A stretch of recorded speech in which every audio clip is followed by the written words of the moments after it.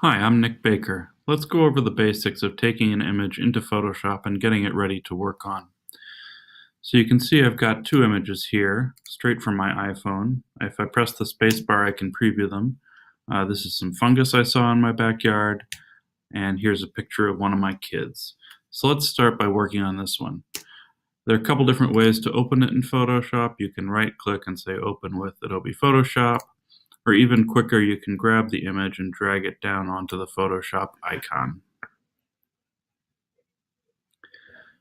So the first thing we want to do is rotate this image because it's obviously not right side up. So if we go up to Image, Image Rotation, 90 degrees clockwise, now you can see it's been flipped to be right side up.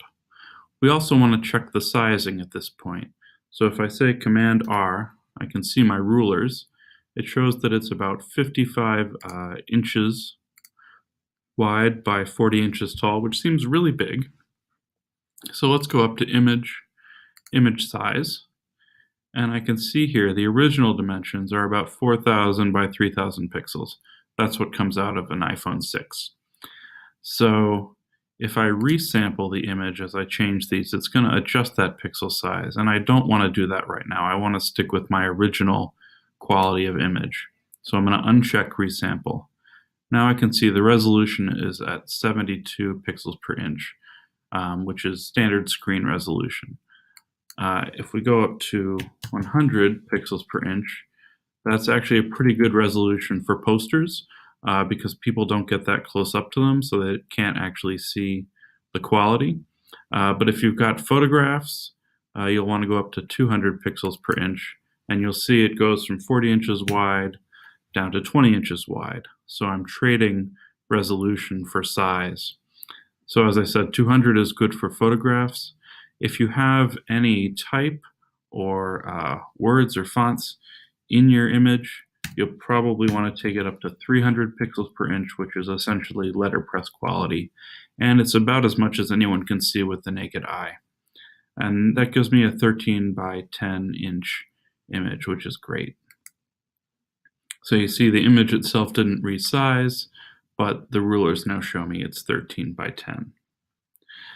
So now let's see about cropping this image. If I click on the crop tool, and it has lots of handy built-in tutorials, we can, as you see, move this box around, and when we're happy with it, we can tell it to crop. You can also lock the ratio. So if I was preparing this for display on a widescreen TV, for example, 16 by 9, now you can see it locked the ratio, so however I drag it, it stays at 16 by 9. It also gives you nice little guides, so you can stick with the rule of thirds. There, more or less.